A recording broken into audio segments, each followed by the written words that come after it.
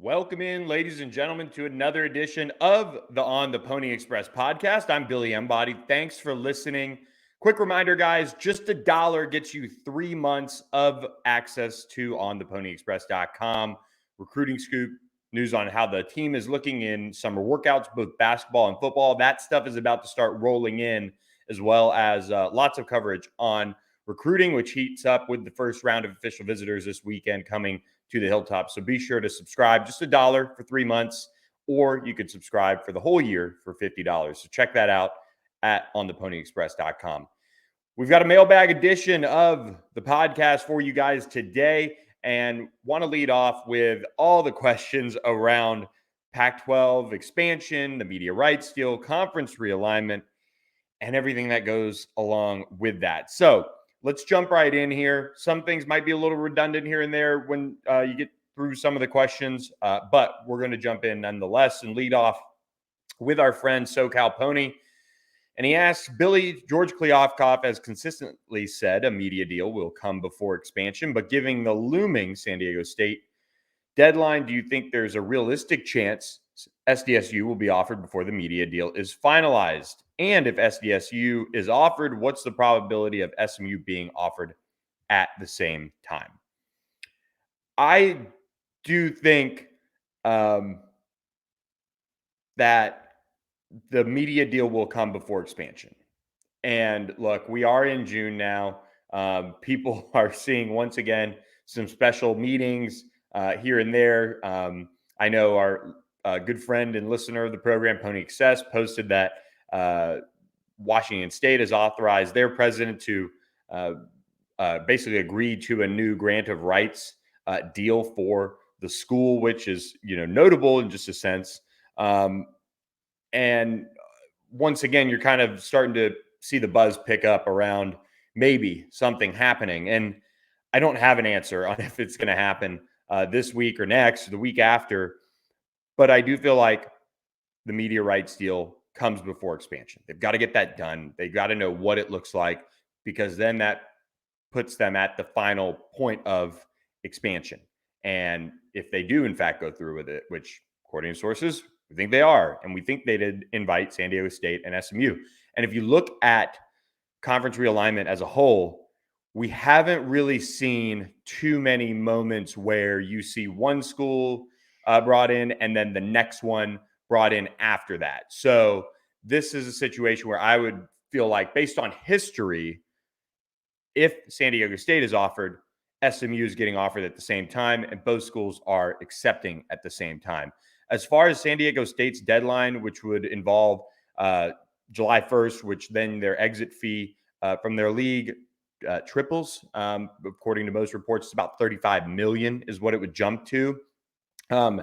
That is still a deadline that I see as something that is very notable in the grand scheme of this. And if you're looking at the Pac-12 to get something done, and granted, this is a league that has buried itself in different issues where under Larry Scott and just how they've been set up overall. But now you get to the point where they really do, if they're going to expand, they need to help out the programs and the schools that are looking to join the league. And that would be for both SMU and San Diego State, being able to get to submit that exit notice, save a little money in that sense, and get it done. And just overall, that would help the future of your league if you're bringing in two schools that don't have to pay an extra $10-20 million to leave their current situation. So I feel like with SMU and San Diego State, they'll be offered at the same time. I do expect them to both be offered membership into the Pac-12 when it's all said and done, and everybody will go from there. Pony Excess says everyone has circled June on the calendar in terms of a Pac-12 media deal being completed. If that's the case, do you think we would hear leaks before the deal is formally announced, or would it come out of nowhere via a formal announcement one day? I don't think we'll hear leaks. I don't think you'll start to, and I mean, you've kind of heard reports here and there of who's involved, how much, what's the holdup, these little bits and pieces of information, or could be disinformation for that matter. Or misinformation for that matter. But when you have a deal like this that eventually comes together, in my opinion, based on how we've seen them all kind of come about, I think it's going to be a big formal breaking news piece from a Ross Dellinger, a Pat Forty, a Pete Thamel, that kind of level of reporter who's going to get this scoop about 10 minutes before or whatever a formal announcement comes. And that's kind of how it would go, at least on the media rights deal. And then when it comes to SMU and San Diego State, that would be the way it would happen that would, and even I'm starting to get to the point where I'm working sources trying to say, hey, if this is the case and this is going to happen or X, Y, and Z is going to happen, let's have a code word or something that I know that this is good to go or whatever. And I think a bunch of reporters are trying to be in that position too, and that's normally how those things kind of happen. We see it a lot when big news happens. You see it from one of the biggest reporters out there. It breaks and then it gets confirmed, announced for the most part shortly thereafter. When it comes to, let's see. There was a report from the Swaim show that said that Colorado and Arizona were planning to leave the Pac-12 for the Big 12. This question comes in from Pony Swim. I would not listen to just about anything that comes from that source. Been all over the place, very National Enquirer, well said on the message board type of reporting style when it comes to realignment. Flock of Seagulls asks, also just to freak people out, let's say the Pac only adds one and it's San Diego State. What's your educated guess as to what happens to SMU conference-wise from there? Well, here's the problem with how to speculate on this. If the Pac does add just San Diego State, then you have the ACC, which is still locked in with that grant of rights until 2036. And like we've reported multiple times, SMU still talks to the ACC, and they talk to them a good bit over the course of this time period. And same goes with the Big 12. Those conversations, they happen. So there is still contact going on. But the question I would have would be, all right, the Big 12, we've seen Brett Yormark start to kind of get the rug pulled out from under him, with UConn and Gonzaga being two potential ads. And who knows if that's misinformation coming out or whatever. But he's kind of been attacked in a sense by some of the coaches and sources of his own league since that news kind of broke. We saw a couple reports this week that, the basketball coaches of the Big 12 would be happy, but the schools are out on that plan of adding UConn and Gonzaga. So if that's the case, and he wasn't able to get the Four Corner schools or any other school for that matter out of the Pac-12, would the Big 12 finally circle back and let SMU in? I don't know. It doesn't seem likely enough based on what I've heard of as far as a few schools that are vehemently against SMU joining the league. So then that would leave the ACC, and that's kind of back to a long game play, or at least on paper, based on the grant of rights, it looks like a long game play. Could they add a school? Maybe. If that's the case, SMU is going to be somewhat in the mix there because I don't think the ACC is going to be able to poach anyone for the Big Ten or the SEC. We know that already. So if they poached anyone, would it be West Virginia from the Big 12 to go to the ACC? That's the only one that kind of makes any sense regionally. So it is one of those things where if they were able to move up their time frame of adding a school, if they think that's the way to get a better media rights deal or more revenue in there, then SMU might very well be in the mix. And we'll kind of see what happens from there. But, the big thing is the path to a college football playoff is much easier than it was in the past, for a group of 5 team. And I feel like, when it comes down to it, SMU has the opportunity to be a force in the AAC and should be a force in the AAC year in, year out. They should be running the league from here on out. Quite frankly, Tulane had an incredible season under Willie Fritz. We'll see if that was lightning in the bottle at all, perfectly coming together. Obviously, they lose Tyjae Spears, but they have Michael Pratt coming back, things like that. Memphis, can they refine their footing? UTSA had a lot of success, in Conference USA, but SMU's got to be able to run this league. And if you're running the league, you're going to have a chance, especially, for example, this year where they have the schedule with two major Power 5 opponents on it, to have a resume that would really put you in a very strong conversation to, obviously, you'd make the college football playoff, but you'd be a decent seed. I would think, at least, going into that one, if you came away with Oklahoma and TCU wins as well. So it's just, but conference wise, their options are very limited if they don't get into the pack in terms of the immediate future, unless the Big 12 turns around and decides to let them in.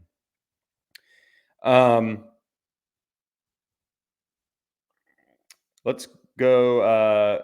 Worldwide Swag asks, are we going to get in the pack? I still think SMU is going to be invited and will accept membership into the Pac-12. SMU Alum 11 asks, what's the status of SMU, the Pac-12? Do I have any information that you can't share, or do you know as much as you've shared? I have some things that after the fact I can share, whether it goes SMU's way or whether it doesn't, whether SMU goes to a different league for some reason, Power 5 league, or it doesn't. Once we get to a point where things are kind of settled down, I can share a lot of the things that I've heard here and there and why I've felt the way I do about certain things. But the status is, for the most part, what we've reported. SMU is very much in a good position to join the Pac-12. There's a lot of confidence it's going to get done, and expansion will involve SMU and San Diego State. SMU Alum 11 asks, if the Pac doesn't work out, I would assume it's a bust and we are stuck in the AAC CUSA until the next round, ACC implosion. What do you see happening there? I pretty much just touched on that. And then, not to be a leading answer, I would assume our hope is the Pac adds us with ACC leftovers, or the ACC adds us, assuring they didn't lose too many to either the Pac or the Big 12. Let's say that it doesn't go away in those scenarios. What our hope at this point is the Big 10 wanting to get into the Texas market by adding TCU, SMU, Houston, and someone else. Yeah, I mean, that's if to get to that point of the Big 10 wanting to add the Texas market. And no, I don't see TCU, SMU, or Houston ever getting into the Big 10. Maybe I guess like 100 years from now or something changes in college sports, but I don't see that happening. Just a thought on this, but again, assuming Pac doesn't invite SMU, would you see a very demoralized staff, admin, and fan base that could mean lower NIL and overall investment for the next few years? That's a hard one to say, because look, we've seen SMU kind of get the teeth kicked in with, the Big 12 adding Houston, Cincinnati, UCF, and BYU. We've also seen Texas and Oklahoma leave the Big 12, and SMU isn't in that top group. As I mentioned, they've added the 4 other schools. And what has kind of galvanized SMU, one sense, is Sonny Dykes going to TCU, which, as long as he's at TCU, a lot of people are going to hate TCU on an even larger level than they, already do. And that, gets people going, in a sense, at least from the fan base and alumni side, which is kind of the most important piece to having a program that is at least motivated. Like, if SMU weren't to get into a Power 5 league, I think you would certainly see staff, I don't know about demoralized is the right term, but you're going to have a staff that now you are somewhat back to like a stepping stone job, and a job that you could do really well at and be successful at, win at, and then go get a bigger job. And that's if you don't get a Pac-12 or a Power 5 invite. And if that's the case, you almost get a little bit of extra motivation. I think you do have a little bit of a harder time retaining staff.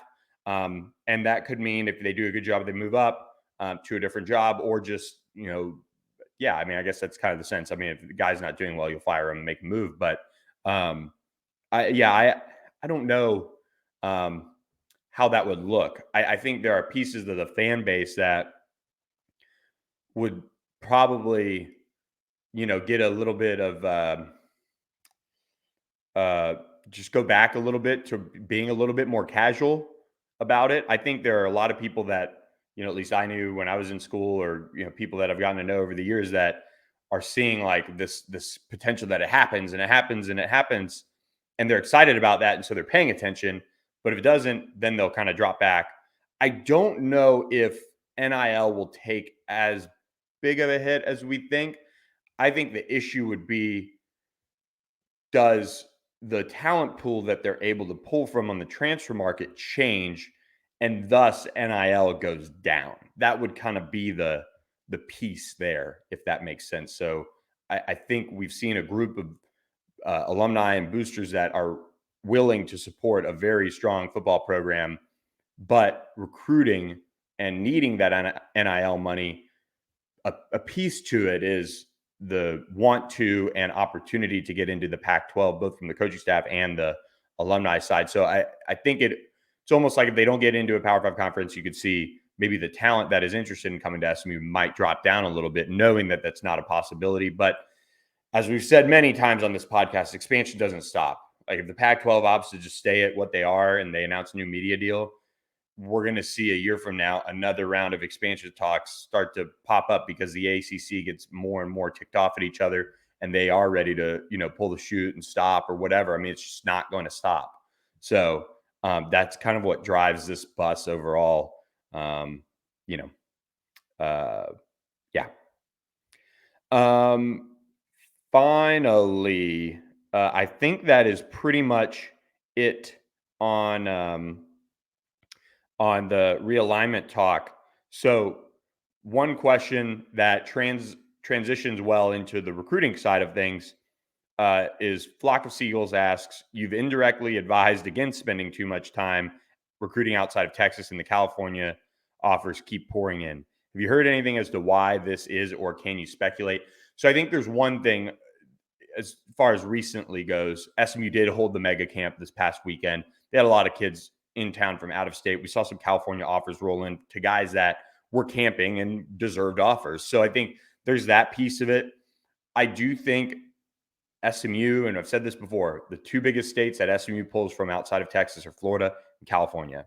And we've seen SMU's coaching staff, which has ties to Florida, pretty good clip, obviously, there with a lot of the coaching staff, having been at Miami, and then California being a big feeder school and feeder state in general to SMU.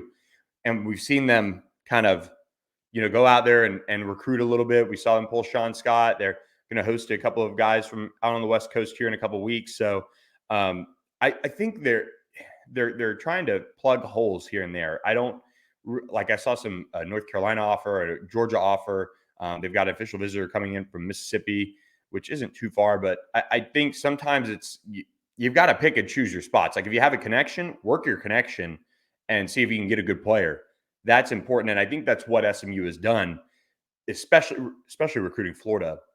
They've worked those connections, and they are just kind of spreading it out a little bit. They're not like, they don't have an area recruiter for LA or Seattle or Atlanta and some of the big cities across the country that have big talent pools. But yeah, I think it is just for the most part working connections. That's pretty much it, especially in Florida. It doesn't really have anything to do with any conference realignment talk.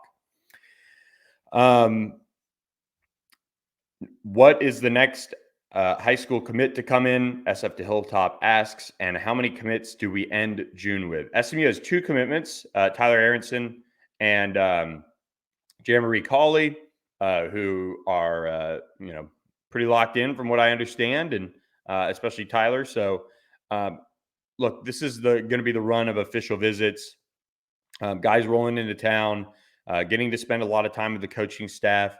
The next commitment for SMU, this is a hard one, because you see some guys that have official visits set elsewhere after they visit SMU. I'm going to say that the next high school commit, I kind of want to make a bold prediction here, but I almost don't at the same time. It would not shock me if Well, I'll give you one that seems pretty straightforward, a pretty like safe bet. I would say Zaylen Scott out of Cedar Hill, the edge, could very well be SMU's next commitment. His first official visit, is to SMU next weekend, the 15th, and then he goes to Bowling Green. So theoretically, if SMU presses and pops him, I think he could cancel the Bowling Green trip and not go. So that would be a fairly safe bet. Alex Rogers is a defensive back from Cedar Hill. I think SMU sits in a really good spot there to get him. But his visit comes at the end of June. And then William Nettles, SMU gets the last official visit. He checked out Nebraska. He's going to Purdue, I believe, this weekend, and then finishes up. No, he goes to Purdue next weekend, and then finishes up with SMU. He's from Dallas Christian, big time prospect that SMU's been on for a while. He could be one, but the one that the bold prediction that I would make if I was going to actually make it would be Kadavian Dotson Walker, the Duncanville defensive back. He's got an official visit locked in for the last weekend of June, that he could take it in June to SMU the 23rd. And he is checking out Oklahoma State this weekend. I think SMU can make a run there, and we'll kind of see. But that would be my bold prediction as far as who the next commit would be. And then to answer the second question of how many commits SMU ends June with, I'm going to go with 8. I'm going to go with 8 commits. So they'll get 6 by the end of June. So I can see Zaylen Scott.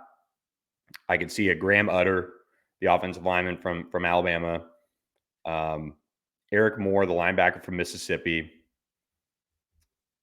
Alex Rogers, William Nettles, and then maybe Kadavian Dotson Walker. So that'd be 6 more right there. That theoretically could jump on board. I'm going to go with 8. And some of the guys will announce in July. So I'm kind of, you're kind of trying to, it's kind of the same thing. Like if you end the month of June with, a few more commits, it's great, but you could have a few guys that announce on the 2nd, the 3rd, the 4th, the 5th of July, whatever. And then you end up, with 10 or 12 commits. Liberty, but no justice asks, some guys that have seen hot the last few weeks, but may have dropped out of the universe. Danny Okoye, who is a edge prospect from Oklahoma.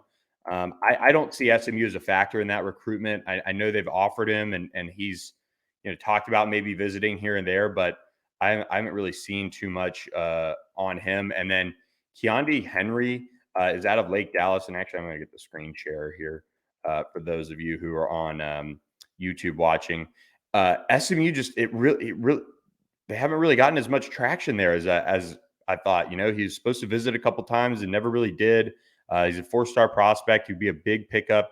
I think Texas Tech kind of has their claws in there pretty good, and I think it seems like they'll be tough to beat at this stage. And then Kavion Sibley is a 2024 running back from Allen, who is a top 40 running back in the country on 3. He just had a major injury that I believe ended his junior season. I was there at the game. He got carted off and everything. It was a knee injury, pretty sure. So I think his recruitment is kind of on hold a little bit. SMU has Harry Stewart, the Frisco area running back, lined up for an official visit. So I'd kind of be surprised if we saw them feel the need to press for Kavion just yet, with Harry Stewart on the board and a huge target. And then you get Levante Johnson. He's a safety body. I think this one's going to be interesting. I don't know when he's going to make a decision, but he could be one that takes it to the fall, maybe. Houston is certainly in there. SMU's hosted him. I think at this point, there might be some other guys that are maybe higher on the board at the safety position, though. And the same goes for what happened with David Kabongo. And I haven't gotten a straight answer on him in a sense, but he is out of Trophy Club Byron Nelson. He's teammates with Ashton Williams, who camped over the weekend and did well and is being recruited now at linebacker. He's got a commitment date set for June 12th after his Kansas official visit, and then he has Oklahoma State and Indiana official visits lined up after that. So if that's the case, you're kind of looking at, maybe Kansas is the is the favorite there. That's a hard one to predict because when you have a commitment date set 3 days after your official visit somewhere else, it's kind of hard. But the Cowboys could theoretically could be getting a commitment to come to campus the next weekend. So it's a hard one to read. I would say Oklahoma State and Kansas have kind of separated themselves there in a sense. But SMU, it just seems like the press hasn't been what I maybe thought it would have been earlier this spring. So let's run down some of the other questions on the board, just overall kind of rapid fire, and then I'll get you guys out of here. And I'll end with the Preston Stone question, so stick around. Probation coach asks, I love this username, always gets me. Hearing anything about the basketball team, specifically on the new guys, now that the team is back together and practicing? Also, I think I heard the team is going to may go abroad at some point this summer. Any details there? Haven't heard about the abroad trip yet. The guys have just been in school a week. It's been, pretty quick. So we haven't gotten any details on the team just yet. This week, back half of this week, I'm going to start reaching out. And Happy Hilltop asked if I've been able to watch the team yet. No, I haven't. And the same goes for football. I'm going to hopefully next week maybe go out there a little bit and try to watch some practice and see how the guys look and things like that. So we'll have more on how both teams look, as the summer starts to get rolling here and guys get settled into. They've only been really in town working out for a week. 2018 Mustang asked, with the influx of defensive talent, what standards should Scott Simons be held to? Meaning if the defense is in top 25, 58, 75, et cetera, can we expect him to be shown the door? I don't really think unless it was really bad, I don't think we're going to see him be shown the door. I just don't see that happening. I think they're going to improve. They were 119th in points against, which does kind of surprise you here and there in a sense. But there were some games that they just gave up so many points. It was pretty insane, obviously. But I look at this SMU defense as a defense that I think the goal needs to be in the top 60, top 50 or so. That would be a massive improvement. SMU gave up 431 yards a game last year. To get inside the top 60, they would have to be hovering around 370 yards a game, which if you look at programs like Texas A&M, Purdue, Texas, Virginia Tech, those are some of the schools that are hovering around there. LSU, for just kind of a note, 354 yards a game got them 41st in the country nationally. And I'm a big proponent of yards per play too. I think that's a very important statistic when you're kind of trying to evaluate defenses and things like that. I'd like to see that come down more than anything when it comes to SMU. But I think if he could get SMU to around 60, 50 in the country, that's a big enough jump that I would think, you could be sitting there with a really good shot to win the league and all of that. And then Tulane, I believe, was the top ranked defense in the AAC. And I could be wrong here, but it's been a pretty good run of the top. Well, Navy actually was above them. But they're kind of an anomaly sometimes because of the style of game that they play. Just a quick scroll here. It looks like Tulane had what I would call the best defense in the AAC. Just, again, Navy's game style changes how many yards per game they give up. But they came in at 360 yards per game, and that was 47th. And if you have the best defense in the AAC, you've had a pretty darn good shot of winning the league. Memphis was 51st, 363 yards per game. If SMU can jump up well inside, I would say the goal should be 50th ranked defense in the country. That would be a huge jump. That'd be a huge improvement. That's what I would like to see. That puts SMU in position to have one of, if not the best defense in the AAC, and then that puts you in position to win the league. Alan Stang asks, who do you have on the cover for NCAA 24 when it comes out next year? I guess that would be, they do it kind of the year after usually, right? So it would be, I mean, I guess Caleb Williams, maybe, if you're picking an overall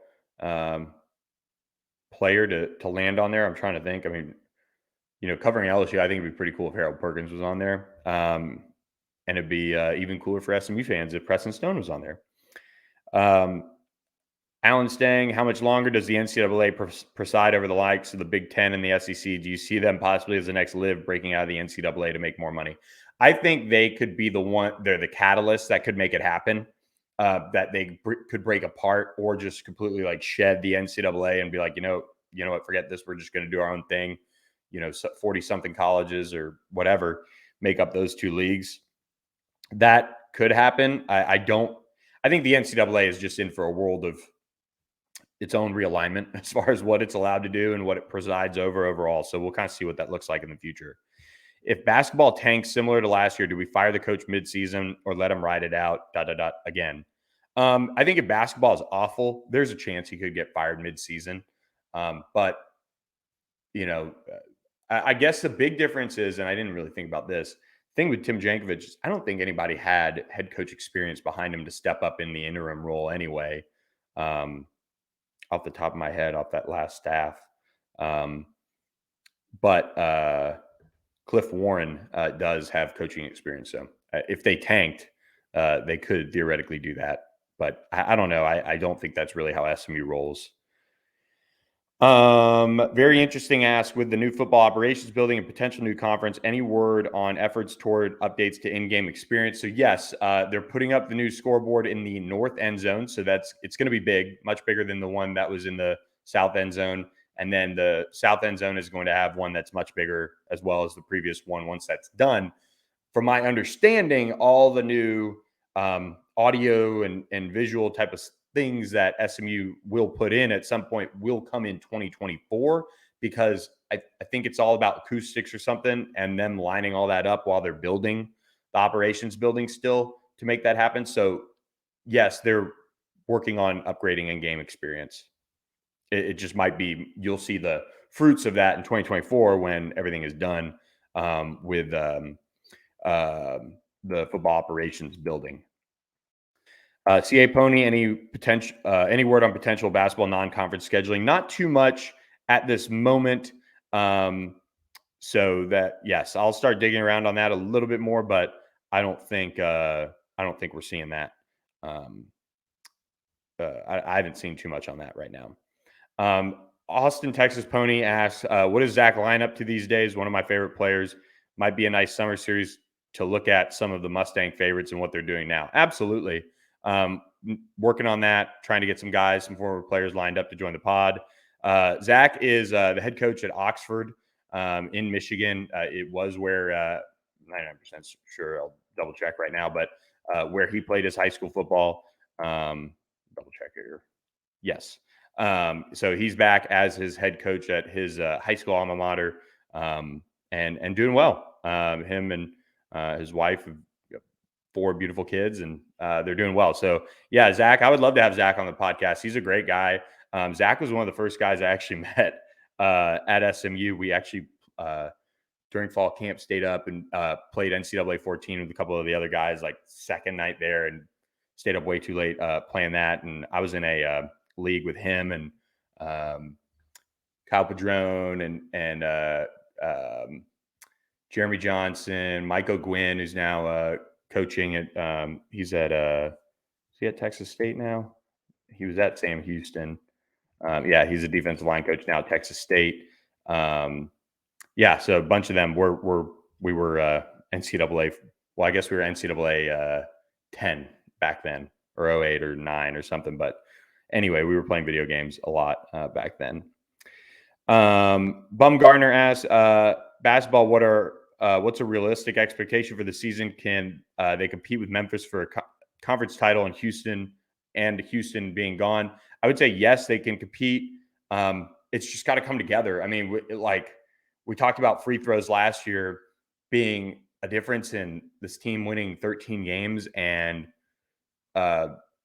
you know, they probably could have been an 18-win team in year one, which encouraging a little bit more than that. But I'm going to have to just see it to believe it. But I would say I would like to see this team get to 20 wins. And that way you really know it's headed in the right direction. If you had to list the AAC football conference from top to bottom, who's your top 8 in order? I am not ready for this question. But I would go Tulane, number 1, until somebody knocks them off. And then I would say SMU, just off of the or is this a question about the new teams?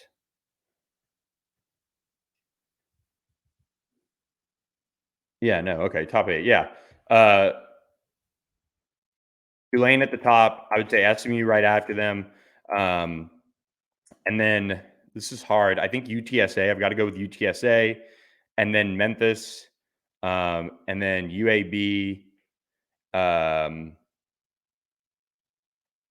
probably go to North Texas. They won Conference USA last year. You got to give them a little bit of credit. And then FAU, Charlotte, UAB, or Rice, somewhere in there would be my next kind of group, I suppose. South Florida, Navy, they're bottom of the barrel right now. It's pretty brutal overall. The new league. I don't think I'm forgetting anyone that should maybe be up in the top there. Tulsa had a coaching.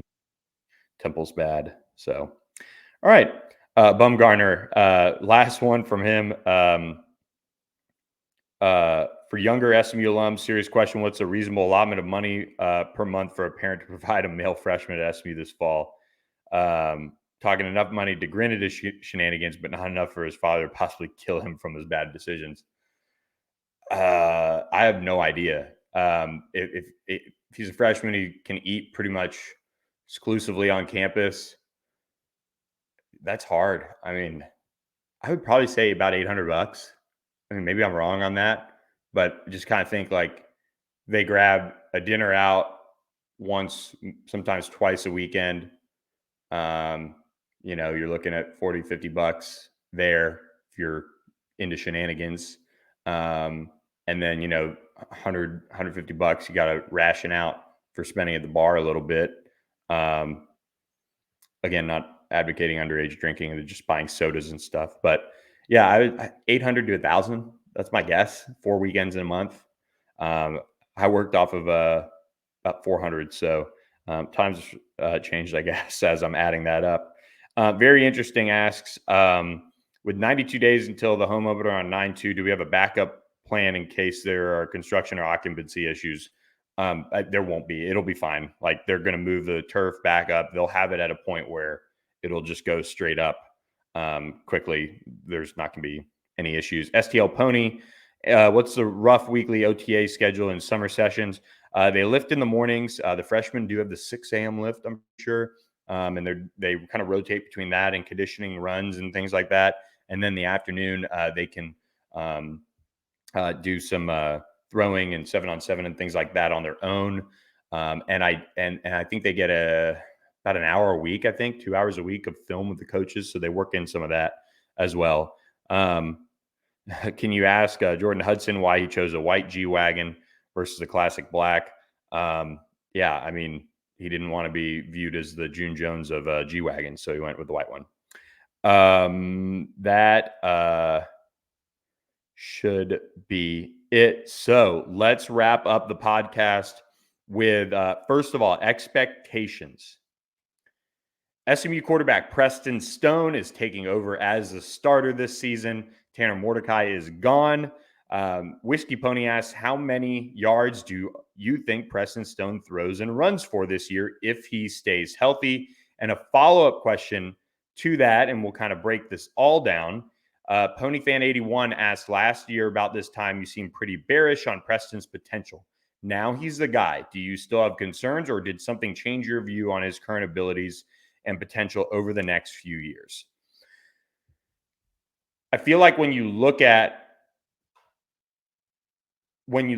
Preston Stone and what he could do this season, SMU had Tanner Mordecai last year, threw for 3,500 yards. He missed some time. The quarterbacks for SMU combined for over 4,000 yards passing last year.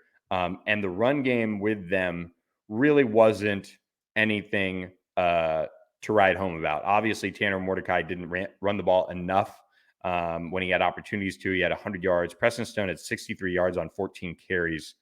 He played in 6 games. Kevin Jennings, 5 carries, 8 yards. He didn't really do too much running the football. Just overall, they were trying to be careful with him whenever he was in the game because that was it at quarterback for SMU. For Preston Stone, I think it's reasonable. If SMU is going to be successful this year, they need Preston Stone to have a similar season throwing the football to what Tanner Mordecai had. Where he has to continue to work on is taking care of the football, improving that aspect that Tanner Mordecai, had moments where he, quite honestly, just made some really ill-advised throws that cost SMU in a big way. Tanner threw for over 3,500 yards. He completed 65% of his passes, 33 touchdowns, 10 picks. I think Preston Stone needs to be in that 3,500 range, just a little bit above it. He needs to be about 35 touchdowns. And for SMU to be successful this year and win the AAC, I really think he needs to be about 7 to 10 on interceptions if he's healthy the whole year. So maybe you have some games where it doesn't go as well as you'd think, but he has to stay under 10, I would think, on the interception front. And then running the football, I think if he adds about 400 yards on the ground, that would be a pretty good deal for SMU's offense. And look, they have a really impressive, running back stable on paper. So I'm interested to see just kind of overall how all that works out. But when it comes to Preston Stone overall, my expectations for him, some of the pieces of that is I think Preston is not like a Kevin Henry Jennings, who is still continuing to get kind of polished and kind of ready to eventually take over and be a starting guy. Tanner Mordecai was pretty polished coming out of high school. He just sat a ton at OU and then obviously transferred to SMU and was successful. But Preston Stone is older for his class. He's always been physically developed. I think he's in the best shape of his life. It looks like he's trimmed down a little bit since his freshman year, lost either some baby fat or just some mass, maybe that they tried to pack on him. And now with Preston, I think the biggest thing is, first of all, staying healthy. Got to be able to do that. But when I watch him at certain points of this spring, we saw him shy away at times from throwing the deep ball with conviction. And he came back and really had a strong last couple of weeks of the spring doing that. And I want to continue to see that. His arm strength is kind of what had me at times a little bearish on him. And what I mean by that is Preston can make every throw, but it is not, I think, on the level of a Shane Buechele, Tanner Mordecai, as far as pure arm strength that we've seen. He has a tendency at times to underthrow a deep ball, which allows receivers to come back to it and make plays. And SMU has the talent at the receiver position to allow him to do that. But on the flip side, they've got to have him be a little bit better on his timing. I think the timing with those receivers, and over the course of this summer, with him being the guy now, the idea would be that he can improve that and he can make that happen. And, for SMU to be successful this year, that's what's got to happen. So I'm high on Preston Stone. I think from a standpoint of where he's at in his career, and this is going to sound a little weird, he's pretty much a finished product. So I think there is going to be game experience that comes and helps him understand situations and improve in decision making, and that can help him long term in his career. But as far as who he is and his kind of style, he's polished. He's done in that sense. So Preston Stone has been around now for 2 seasons at SMU now. And I get the sense that, one, he has to be ready to go game one. There can't be a learning curve. He's played enough football in competitive games now that he cannot be what SMU is waiting on to click. They have too much talent. They have too high of expectations. And look, you get Louisiana Tech, who's going to have a new coaching staff. It's going to be very different. But then you get into Oklahoma, and you obviously get a throwaway game against Grand Prairie A&M before TCU. But you've got to be ready to go game one. And he's old enough as a person in general, and then also played enough competitive games and situations that he's got to be ready to go. And I think his style and everything he's been preparing for makes him somewhat of a finished product. So I think his floor is very high, but I don't necessarily see, like, if we're sitting here end of 2024 season, okay, I don't think we're going to be sitting here saying, oh my gosh, have you got the jump from Preston Stone's first year as a starter to second was so insane that he elevated his game to a completely different level. I just don't, I don't see that happening. What I can see happening is him having a very good year and that allowing SMU to win the AAC and have a successful season. I just think because he's older, because he's been polished for years, I think he's got a high floor. He's not a necessarily like a high ceiling type of quarterback. Like, I think, for example, like Keldrick Luster, Kevin Jennings, those guys might be a little bit higher ceiling, but they still have a lot of development to go, and both are still very young. But Preston's been so polished and he's played so much football that I just think he's a little bit closer to a finished product for the most part. So a lot of talent around him. Expectations are really high for Preston Stone. He's got to be ready to go. Game one against Louisiana Tech, 11 a.m. And in Ford Stadium, and be ready to put on a show. This has been a long time coming for him. There's a lot of excitement, as there should be, around Preston Stone, but he's going to be the reason why SMU either wins the AAC and finally gets over that hump of having the type of season a lot of people think SMU can have, or there's a real chance that he's, he would be the thing that a lot of people would point to and say it just wasn't good enough. But that's part of playing quarterback. All the expectations fall on you, and you've got to shoulder them. And good thing for Preston Stone, he's been through a lot of situations over the course of his career between high school and college, and he really has a good head on his shoulder to handle it all. I mean, he's a pro in all aspects: preparation, demeanor, how he handles his teammates. So I have high expectations. I think he's going to have the potential to really lead SMU to the AAC this year and win it. So expectations couldn't be higher in a sense for SMU this year. And because of that, Preston Stone. Thanks for listening to this edition of the On the Pony Express podcast. Again, just $1 for 3 months. Subscribe and jump on board. It's about to be an exciting time with official visits beginning on the Hilltop. So be sure to check in on the site for all the latest, and keep hitting that subscribe button to our YouTube channel. Thanks for listening, and we'll catch you next time.